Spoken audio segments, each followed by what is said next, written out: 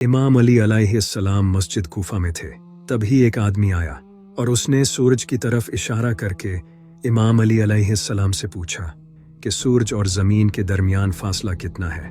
तो इमाम अली अलैहिस्सलाम ने कहा कि अगर एक अरब का घोड़ा यहाँ से दौड़ना शुरू करे और 500 साल तक दौड़ता रहे तो वो सूरज तक पहुँच जाएगा। जैसे ही उस आदमी ने यह जवाब सुना वो कन्विंस हो गया और चला गया। लेकिन कहानी यहाँ ख़त्म नहीं होती। अब हम कैलकुलेशंस करेंगे और देखेंगे कि आखिर इमाम अली अलैहिस्सलाम के इस जवाब के पीछे की मिस्ट्री क्या है। इमाम अली अलैहिस्सलाम ने कहा था कि अगर एक अरब का घोड़ा 500 साल तक दौड़े तो वो सूरज तक पहुंच जाएगा।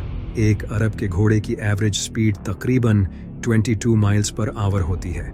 तो अगर ये घोड़ा 24 घंटों तक दौड़े तो 22 को 24 से मल्टीप्लाई करने पर यह घोड़ा 520 माइल्स सफ़र तय करेगा 24 घंटों में। और अगर हम एक महीने का डिस्टेंस कैलकुलेट करें तो हमें 520 माइल्स को 29.5 से मल्टीप्लाई करना होगा, क्योंकि हम ये सारी कैलकुलेशन इस्लामिक कैलेंडर के हिसाब से करेंगे।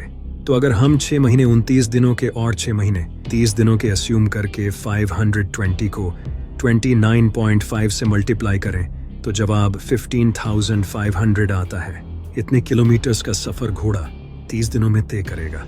और अगर एक साल का डिस्टेंस कैलकुलेट करें तो क्योंकि एक साल में 12 महीने होते हैं इसलिए हम 15,500 को 12 से मल्टीप्लाई करेंगे तो जवाब आता है 1,86,000, यानी कि इतने माइल्स का डिस्टेंस घोड़ा एक साल में तय करेगा। और अगर हम 500 साल का डिस्टेंस कैलकुलेट करें तो हमें 1,86,000 को 500 से मल्टीप्लाई करना होगा तो जवाब आएगा 9,34,00,000 माइल्स।